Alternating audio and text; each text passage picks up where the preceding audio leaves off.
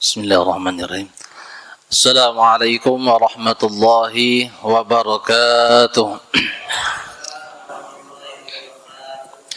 Bismillahirrahmanirrahim. Alhamdulillahi rabbil alamin. Wassalatu wassalamu ala asyrafil anbiya'i wal mursalin Sayyidina wa maulana Muhammadin wa ala alihi wa sahbihi ajma'in. Faqala ta'ala fi kitabihil karim, a'udzu billahi minasyaitonir rajim. Bismillahirrahmanirrahim. Warattilil Qur'ana tartila. Shadaqallahul azim. Bapak-bapak jamaah yang dimuliakan Allah Subhanahu wa taala, puji syukur kita panjatkan kehadiran Allah Subhanahu wa taala yang masih memberikan kita umur sehingga kita bisa hadir dalam rangka ya mengkaji, bukan belajar sih, mengkaji atau mengulang, karena kalau bacaan Quran insyaallah udah dari SD kita udah pelajari, ini tinggal mengulang aja untuk mengingat-ingat supaya tidak lupa. Salawat serta salam tidak lupa kita hadiahkan buat junjungan kita Nabi Muhammad SAW. Semoga kita semua yang hadir pada majelis hari ini mendapatkan syafaat baginda Nabi SAW di yaumil qiyamah. Amin ya rabbal alamin. Pertama-tama yang harus kita ketahui sebelum kita membaca Al-Quran, tentunya kita akan bertanya, apa nih yang akan kita baca? Karena baca Al-Quran itu ada namanya qiraat itu. Jadi kita harus memilih jalur riwayat bacaan itu. Jadi baca Al-Quran itu bukan pendapat atau ijma ulama, tapi dia itu berdasarkan riwayat. Kita dapat bacaan dari guru kita dari gurunya lagi, terus sampai para sahabat dan sampai kepada Rasulullah Shallallahu Alaihi Wasallam. Jadi bukan bacaan itu berdasarkan pendapat atau ijtihad para ulama, tapi berdasarkan riwayat sampai ke Rasulullah Shallallahu Alaihi Wasallam. Ada sanadnya masing-masing atau jalur periwayatannya. Dan khususnya untuk kita di Indonesia yang sudah umum dan populer, biasanya guru-guru kita akan mengajar ke kita, yaitu bacaannya qiraat Imam Asim, riwayatnya riwayat Hafiz, dan toriknya torik as-Satibiyah. Ini harus kita clearkan, toriknya torik as-Satibiyah, karena banyak lagi nanti torik-torik lainnya walaupun sama riwayat, sama qiraat, toriknya berbeda, beda lagi nanti paket bacaannya. Misalnya nanti ada di mat-mat atau di bacaan-bacaan lainnya itu ada perbedaan. Sedangkan satu imam aja beda riwayat, udah beda lagi nanti bacanya. Misalnya kita ini baca Imam Asim, riwayat Hafiz. Imam Asim ini ada dua orang periwayat. Yang pertama Hafiz yang udah biasa kita baca, dan ada lagi nanti Syu'bah. Syu'bah sama Hafiz ini nanti beda lagi bacaannya. Ada perbedaan, walaupun nggak banyak, tapi ada perbedaan-perbedaan ketika mereka mengambil bacaan dari Imam Asim ini. Jadi seperti itu. Baik, kita fokuskan untuk kita tadi, yaitu bacaan qiraat Imam Asim, riwayatnya riwayat Hafiz, toriknya torik as-Satibiyah atau paket jalur bacaannya, periwayatannya. Imam Hafiz ini lahir 90 Hijriyah sampai wafatnya 180 Hijriyah, yaitu bertepatan dengan 708 Masehi sampai 796 Masehi. Merupakan salah satu perawi Imam Asim. Nama lengkapnya adalah Abu Umar Hafiz bin Sulaiman. Itu nama beliau, nama panjangnya, tapi udah populer di kalangan para membaca Al-Quran itu, terkenalnya itu Imam Hafiz saja itu. Mata rantai sanad dari Asim, yaitu guru beliau Asim, Asim dari Abu Abdurrahman bin Hubaib, Abu Abdurrahman bin Hubaib dari Ibnu Mas'ud, Ibnu Mas'ud dari Utsman bin Affan, Utsman bin Affan dari Ali bin Abi Thalib, dan Ali bin Abi Thalib dari Ubay bin Ka'ab, Ubay bin Ka'ab dari Zaid bin Sabit, dan mereka semua dari Rasulullah sallallahu alaihi wasallam. Itu rantai mata sanad periwayatan dari riwayat Hafiz sampai ke Rasulullah sallallahu alaihi wasallam. Dari di atasnya itu ada Utsman bin Affan. Utsman bin Affan ngambil bacanya dari Ali bin Abi Thalib. Ali bin Abi Thalib ngambil dari Ubay bin Ka'ab, dan Ubay bin Ka'ab dari Zaid bin Sabit, dan Zaid bin Sabit langsung dari Rasulullah sallallahu alaihi wasallam. Nanti di riwayat-riwayat yang lain ada juga nanti enggak melalui mata rantai ini, nanti langsung misalnya Ali bin Abi Thalib langsung ke Rasulullah SAW, atau Utsman bin Affan ngambil langsung dari Rasulullah SAW. Tapi yang ini khusus kita di riwayat Hafiz seperti itu tadi, mata rantainya sampai ke Rasulullah SAW. Terus yang pertama tadi qiraat Imam Asim, yang kedua tadi riwayat yang itu mata rantainya Imam Hafiz. Berikutnya Thoriq tadi, Thoriq Asy-Syatibiyah. Thoriq Asy-Syatibiyah adalah paket jalur periwayatan bacaan Al-Quran yang dipilih atau dibakukan dan dipopulerkan oleh Imam Syatibi, yaitu 538 Hijriah sampai 590 Hijriah, atau bertepatan dengan 1143 Masehi, wafat 1194 Masehi. Di mana jalur periwayatan ini terjadi pada masa sesudah dekade Hafiz. Nama lengkap Imam Syatibi adalah Al-Qasim bin Firruh bin Abil Qasim. Itu jalur atau paket bacaannya itu Thoriq Asy-Syatibiyah. Itu ditulis Imam Asy-Syatibi. Nanti ada lagi Thoriqnya Thaibun Nashr, yang biasa kayak Imam Sudais bisa kita dengarkan. Imam Sudais itu beliau kadang baca mat jaiz itu kadang 2 harokat. Misalnya bima unzila, itu kalau kita membaca Thoriq Asy-Syatibiyah enggak ada jalur periwayatannya baca mat jaiz itu 2 harokat. Adanya 4 atau 5 harokat, itu pilihannya. Jadi jangan kita dengar Imam Sudais baca 2, kita ngikut asal, tapi nggak tahu ilmunya. Karena ulama qiraat itu sepakat namanya itu misal bercampur Thoriq satu dengan satu lain, itu namanya tumpang tindih Thoriq, itu haram hukum bacanya, karena nyebrang dia antara periwayatan yang ini sama periwayatan ini, nggak satu jalur. Boleh saja kita mau baca 2 rakaat, tapi harus bacaan dari awal Al-Fatihah sampai An-Nas ya sesuai jalurnya tadi. Misalnya baca qiraat Imam Asim, riwayat Hafiz, Thoriqnya Thaibun Nashr, ya sudah. Tadi misalnya mau bawa mat jaiznya 2 harokat, ya 2 harokat terus. Tapi yang Thaibun Nashr tadi ada 2 pilihan itu, dia bisa baca 2 harokat mat jaiznya tadi, bisa 4 harokat.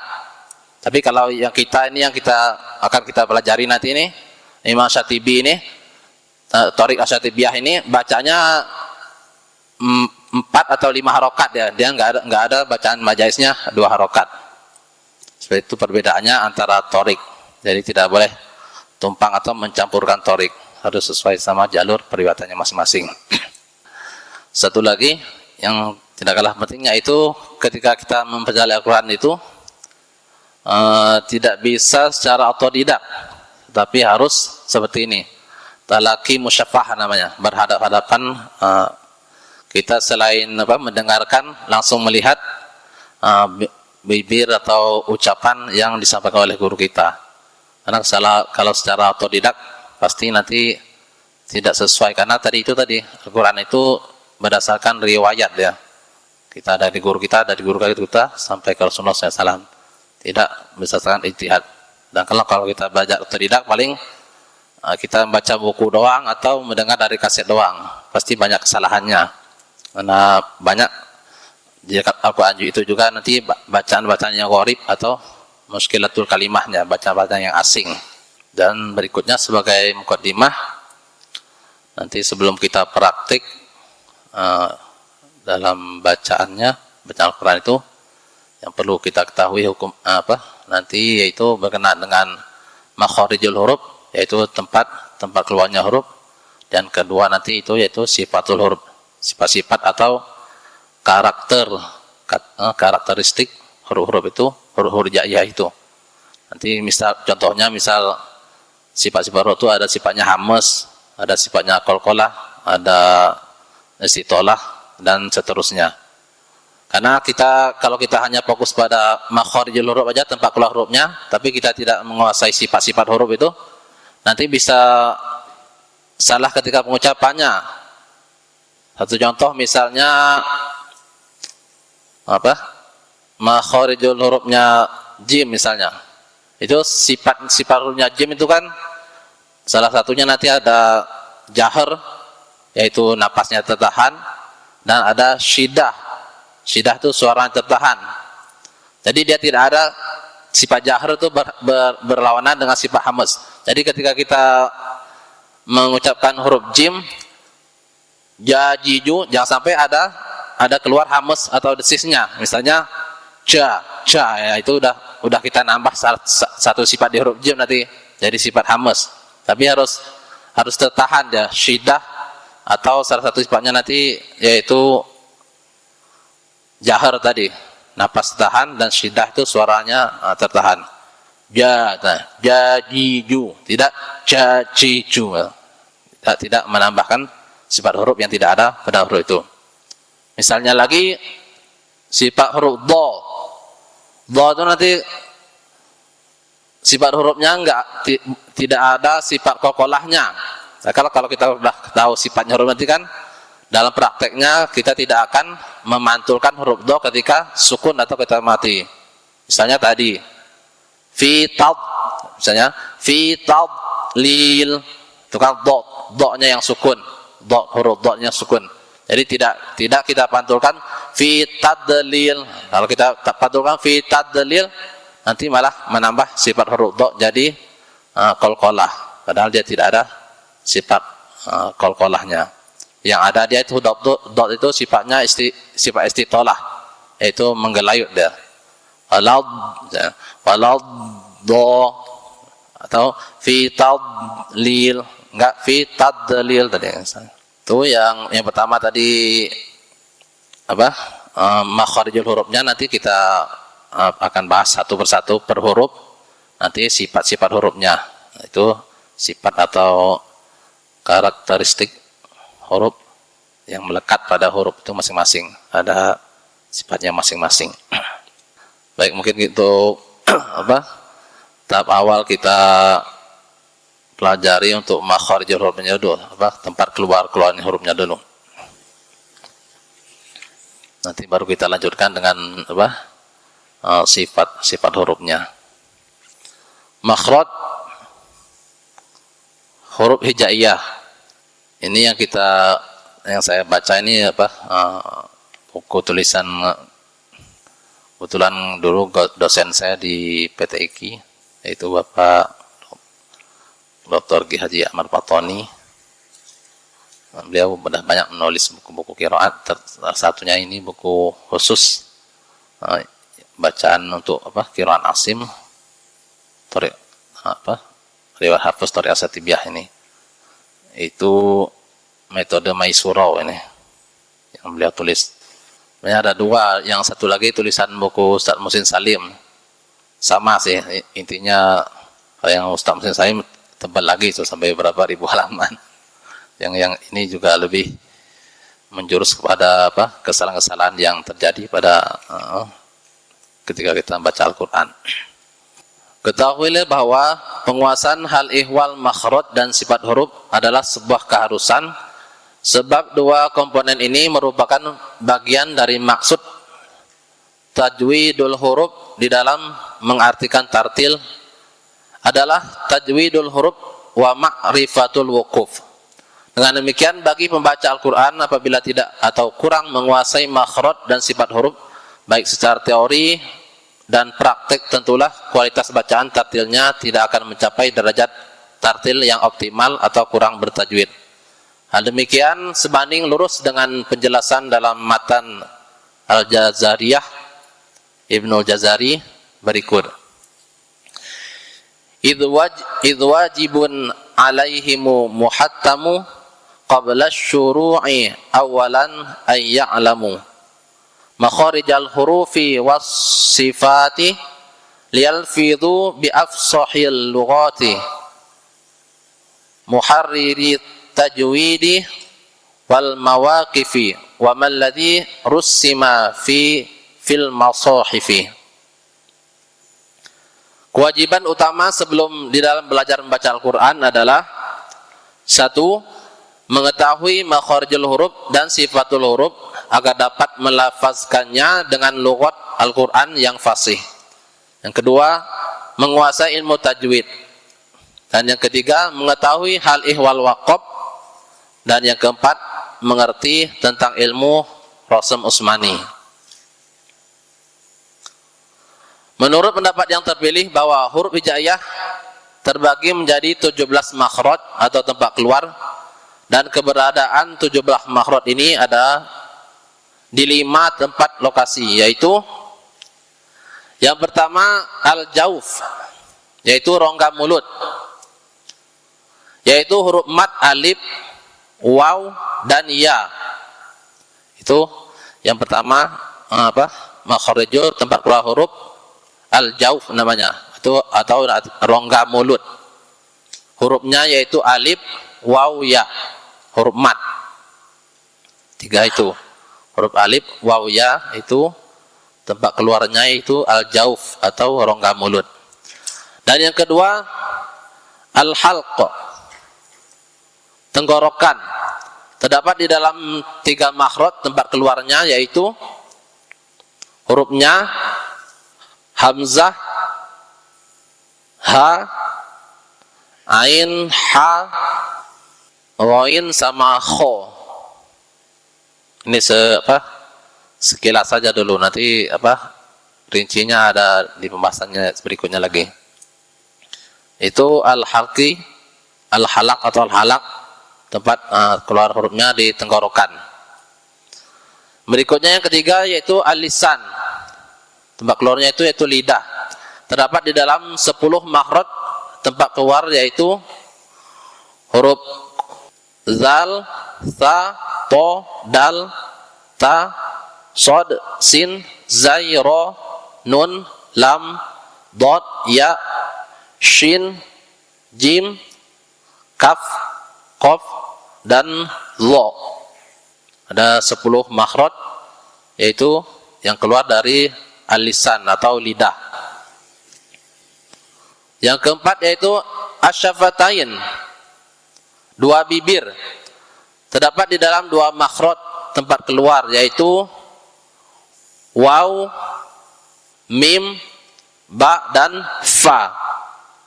Waw, mim, ba dan fa. Itu tempat atau tempat keluar hurufnya, yaitu kedua bibir makhrajul hurufnya. Dan nanti ini dibagi lagi, nanti ada kalau contohnya mim. Mim itu di perut bibir bagian tengah, mim. Ada lagi ba. Ba itu perut bibir bagian dalam. Dari ba itu bukan perut bibir bagian luar. Jadi dia bagian dalam. Hurufnya itu sifatnya tawasud dia. Bainiyah, pertengahan, tidak terlalu berat. Jadi jangan sampai kita mengucapkan huruf ba, makhrajnya diambil makhraj yang bibir bagian luar, pasti bunyinya juga berat. Ba misalnya. Padahal dia sifat hurufnya tuh perut bibir bagian dalam. Ba, ba. Dan sama ketika mendengungkan iklab itu. Itu tidak boleh terlalu rapat kita menutup mulutnya. Mim, mim, tidak mim, tapi mim, mim, tidak tertutup rapat ya. Masih ada celah. Itu sifat huruf yang keluar dari dua bibir. Waw, kalau waw sama fa. Kalau fa gigi apa? Perut bibir bagian bawah sama gigi seri atas. Fa. Itu makharijulnya huruf fa. Kita lanjutkan aja dulu. Yang kelima yaitu khayshum, yaitu janur hidung atau induk hidung, yaitu sifat gunahnya mim atau nun mati atau hidup, atau nun sukun atau mim sukun yang diidghamkan atau diikhfakan, dan nun tasydid atau mim tasydid.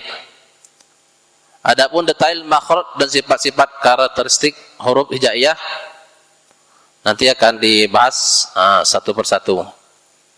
Itu apa yang keenam tadi, al khayshum itu di hidung tuh huruf mim atau nun. Jadi ketika kita mendengungkan apa hukum-hukum dalam Al-Qur'an itu harus masuk ke dalam hidung dia. Tapi ketika kita tekan hidungnya nanti misalnya misalnya kita mendengungkan idgham, misalnya idgham bi gunnah, tanwin ketemu waw misalnya kan. Misalnya miu tidak apa, harus dimasukkan ke hidung dengunya. Miu waliyu, enggak miu waliyu, harus dimasukkan ke khayshum, sifat gunnahnya. Jadi didengungkan masukkan dalam hidung dengungnya. Untuk menjelaskan itu tadi makhrijul apa sifat khayshumnya masuk ke janur hidung. Wa may, tidak wa may gitu doang, harus dimasukkan ke dalam hidung. Wa may yattaqillah misalnya. Wa may, ya apa aja yang pokoknya semua bunyi dengung itu harus sengau atau masuk ke dalam hidung dia. Itu makhrajnya dinamakan tadi al khayshum atau janur hidung atau induk hidung. Yang sifat gunahnya itu di mim atau nun yang mati atau hidup, atau nun tasydid atau mim tasydid. Di situ tempat makhrijul hurufnya. Itu tadi ada 5 tempat keluar huruf. Yang pertama tadi al jauf, rongga mulut. Yang kedua al halaq, tenggorokan. Ada 6 huruf tadi. Dan yang ketiga tadi al lisan, lidah, ada 10 huruf. Berikutnya yang keempat asyafatain, ada 4 huruf tadi. Dan yang terakhir tadi al khayshum, itu ada 2 huruf tadi, huruf mim dan nun tasydid atau sukun. Itu sekilas makharijul hurufnya. Kalau di sini dirinci, habis itu setelah itu dirinci lagi nih satu persatu hurufnya. Makharijul hurufnya beserta sifat hurufnya. Baik, kita masuk di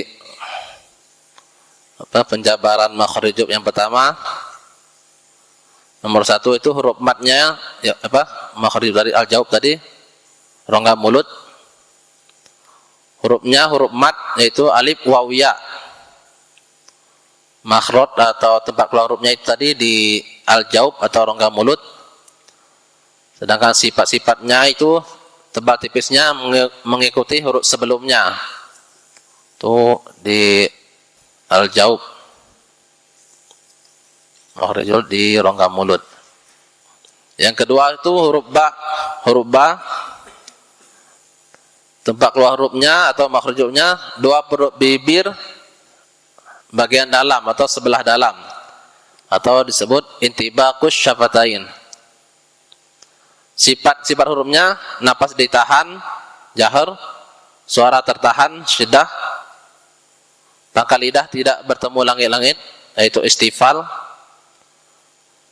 Yang keempat, sebagian besar permukaan lidah dan langit-langit terbuka atau tidak bertemu, itu infitah, dan keluarnya lancar dengan idlaq.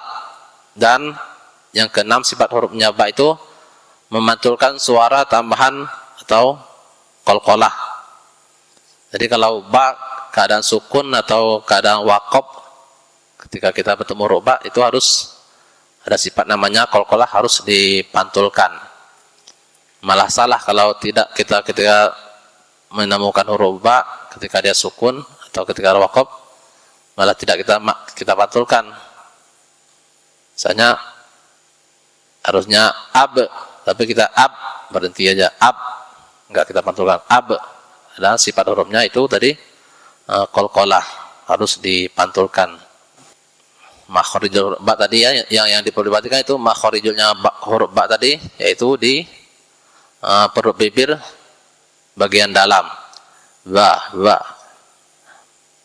Kalau yang tengah ini ma tadi mim kan, kalau yang masuk ke dalam lagi itu ba, ma tanpa hurufnya ba, babi bu bab, babi bu bab.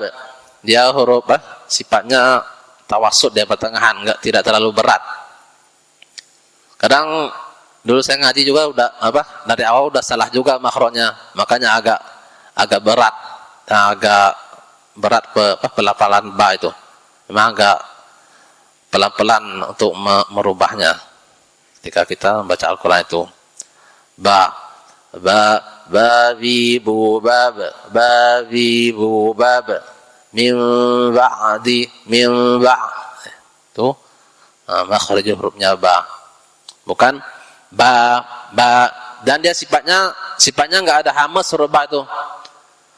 Misalnya ada orang baca misalnya keluar anginnya itu. Bahkan dulu waktu kita belajar itu kadang disediakan tisu itu ketika pelafalan huruf ba itu. Kalau tisunya masih bergerak, masih keluar anginnya, berarti masih belum fasih atau masih salah pengucapannya, karena masih mengeluarkan hamas. Padahal sifat huruf ba itu tadi jahar dan syiddah, dia suara tahan dan napas tertahan, tidak ada sifat hamasnya.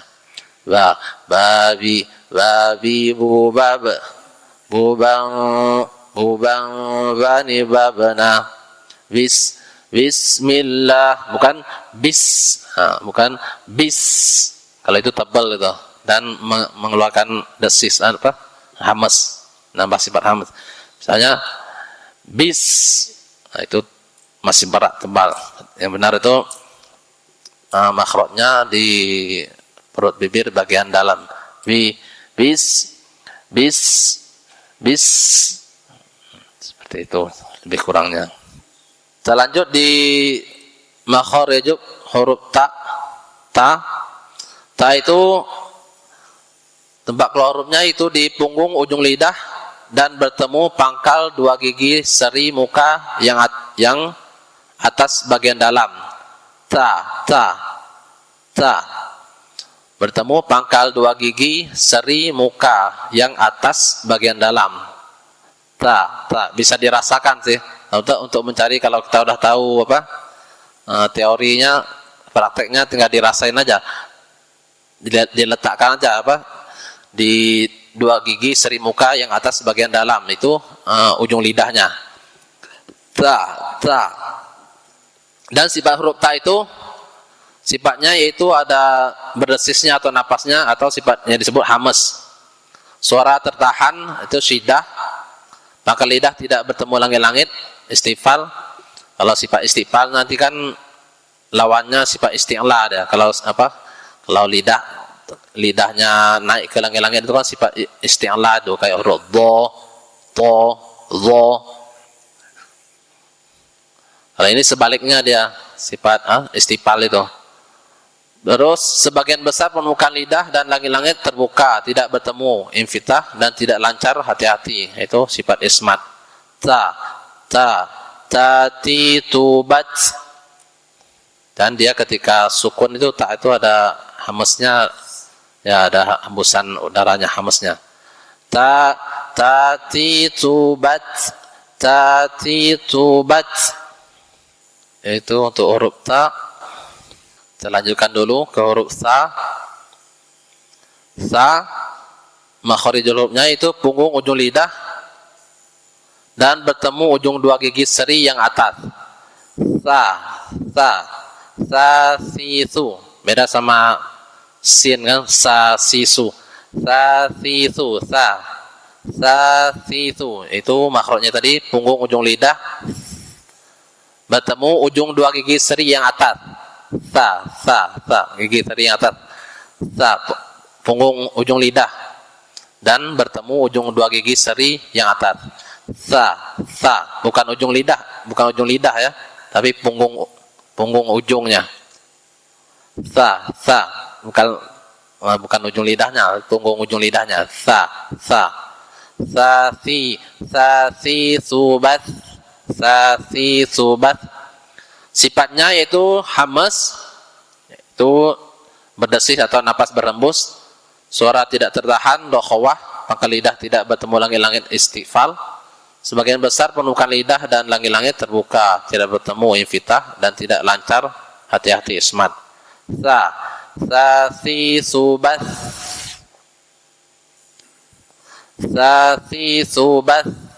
Susan sanisasna minal musnimati sanisa.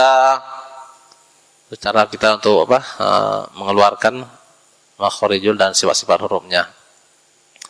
Sasi subas,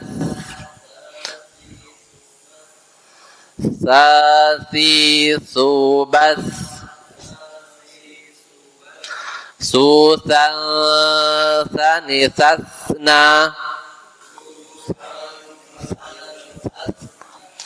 minal musnimati sanisa, minal musnimati sanisa. Turut sa, insyaallah tidak ada masalah sih. Jadi yang nggak ada giginya itu agak susah paling, karena nggak ada tempat bertumpu tidak ada tempat bertumpu ujung lidahnya lagi, langsung dia bertumpunya langsung ke langit nanti kan bahrotnya, karena posisi giginya nggak ada lagi misalnya. Tapi kalau ada gigi palsu masih bisa diusahakan. Tapi kalau udah nggak ada gigi seri atasnya, mungkin ya itu tadi langsung nempel ke langit-langit atas atau ke gusi, paling ke gusi doang. Gitu tanya. Tapi nggak tahu juga kita masih ada gigi nggak tahu kalau praktek nempel ke gusi bunyinya nanti yang keluar kayak mana kan. Su. Baik, kita lanjutkan di satu huruf lagi, yaitu huruf ro. Ro makharijul hurufnya yaitu ujung lidah mengarah dekat punggungnya, dipertemukan dengan langit-langit bagian depan sesudah makhraj nun. Ro. Kalau nun kan di atasnya, lidahnya di gigi seri bawah. Na. Sedang ro ditarik lagi ke bawahnya, ro di tengahnya, ro. Dan sifat huruf ro itu nafasnya ditahan, jahar, suara tidak tercegah dengan sempurna dan tidak terlepas dengan sempurna, itu bainiyah, dia pertengahan. Maka lidah tidak bertemu langit-langit istifal. Sebagian besar permukaan lidah dan langit-langit terbuka, tidak bertemu infitah, keluarnya lancar. Dan khususnya huruf ro itu sifat yang paling khas yaitu sifat takrir dia. Jadi getarannya tuh enggak sekali getaran doang, enggak banyak. Misalnya bukan ro, enggak bergetar berkali-kali. Sekali getarannya ada sifat takrir itu. Ro. Yaum, bukan yar, enggak seperti itu dia. Enggak berkali-kali, sekali getaran aja dia. Ro, itu sifat takrir, nama takrirnya tadi itu yaum, ro, bukan ro. Misalnya disukunkan atau ditasdidkan ro-nya. Bismillahir, bukan hirrahmanirrahim, enggak getarannya berkali-kali, cuma sekali aja. Bismillahirrahmanirrahim. Itu sifat ro tadi yang paling khas, yaitu sifatnya itu takrir. Satu kali getaran halus di ujung lidah. Di ujung lidah dia kata ro, Rari, rari, rubal. Rari, rubal. Ya, sifat apa? Ro itu nanti ada hukumnya, ada apa? Tafkhim, ada tarkik nanti, ada tebal, ada tipis, dan ada nanti yang ketiga boleh tebal, boleh tipis dia. Radiru ba'd, ruran, ruran, ruran, ranirarna, minal murni mariranira, minal murni mariranira. Tuh sifat atau makharijul huruf ra. Nanti insyaallah kalau sudah ada bayang-bayang sifat hurufnya, huruf ini seperti ini, huruf ini sini. Nanti kalau di prakteknya kita ya tinggal menyesuaikan saja. Dan prakteknya harus ya harus berhadapan sama guru langsung sih, nggak bisa kita tebak-tebak sendiri gitu tadi, nggak bisa otodidak. Karena baca Al-Quran itu syaratnya itu tadi yaitu talaki musyafahah, harus berhadapan dan saling mendengarkan. Baik, kita cukupkan sampai di sini pertemuan kita pada malam hari ini. Ini sebagai muqaddimah aja, belum masuk ke inti atau praktek dari tahsin itu sendiri. Insyaallah nanti kita pertemuan berikutnya kita lanjutkan. Sebelum kita tutup, mungkin ada yang ingin bertanya apa yang sudah disampaikan, silahkan. Ya. Kalau azan Ustaz. Ya. Hayya apa hayya? Ada yang didengar. Ya. Ya, ya-nya itu kalau lafaz azan itu kan itu tidak masuk di hidung dia, cuma tasydid aja dia, bukan ada tanwin di situ. Hayya, bukan hanya. Kalau hanya itu nanti tadi menambah sifat gunnah jadinya nanti kalau masuk ke hidung. Jadi hayya, hayya 'alas shalah. Bukan hanya. Kadang dia bunyi hayya itu karena dia pengaruh mau nyebut ke ain itu nanti. Karena dia mau nyebut ke ain itu kan, makhrajul ain kan di tengah tenggorokan. Jadi dia terpengaruh itu, jadi hayya jadi hayya. Hayya, yang benar hayya, hayya 'alas shalah. Tahu? Hayya, hayya 'alal falah. Kalau hayya 'alas shalah, hanya ha besar tuh. Shalah. Sedangkan hayya 'alal falah, hanya yang terakhirnya ha kecil, ha pedas itu. Ha yang makharijnya di tengah tenggorokan, berdekatan dengan makharijnya hurufnya ain. Atau wasatul halaq, wasatul halqi dah, di tengah-tengah tenggorokan makhrajnya hurufnya. Kalau hamzah sama ha kan itu di pangkal tenggorokan deh, pangkal tenggorokan bagian dalam. A atau ha itu juga pangkal makhraj tempat hurufnya di pangkal tenggorokan, bukan di dada gitu, enggak ada huruf di dalam di dada, tapi di tenggorokan dia. Ha hi hu bah. Kalau yang ha yang pedas tadi itu di tengah tenggorokan dia. Ha hi hu bah. Itu berdekatan sama makhraj hurufnya ain. Ai ba. Azan itu ya banyak juga itu anunya, kesalahannya kalau nanti nanti kalau udah di prakteknya kita benerin itunya, mana-mana tempat yang sering terjadi kesalahan. Baik, ada lagi? Kalau tidak ada, kita cukupkan pertemuan kita pada malam hari ini. Semoga apa yang kita pelajari walaupun sedikit, insya Allah akan Allah beri pemahaman kepada kita sehingga sedikit sedikit Allah tambah ilmu kita khususnya dalam baca Al-Quran, agar kita membaca tartil sebagaimana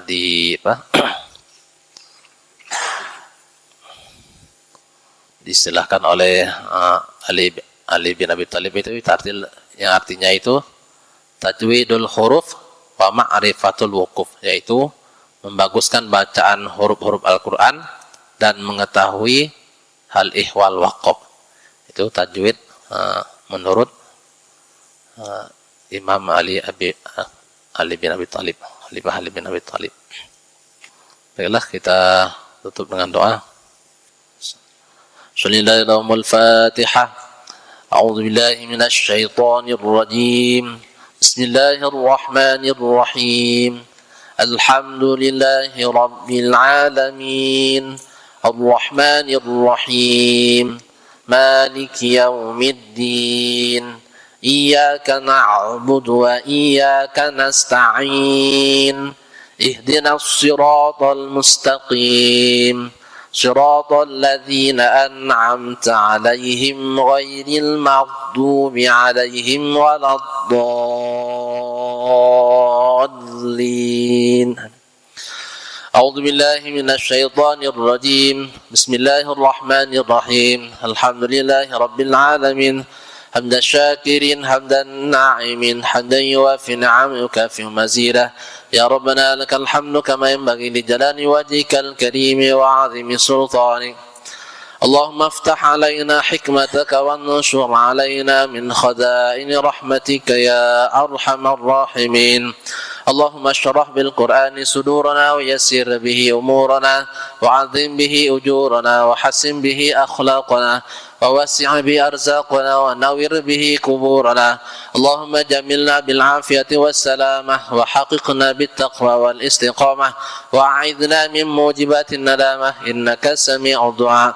ربنا آتنا في الدنيا حسنة وفي الآخرة حسنة وقنا عذاب النار.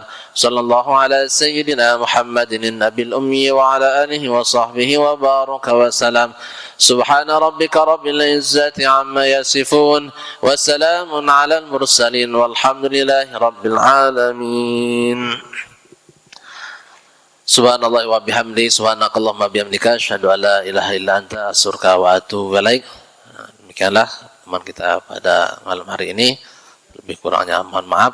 Wallahul muwaffiq ila aqwamit thoriq. Wassalamualaikum warahmatullahi wabarakatuh.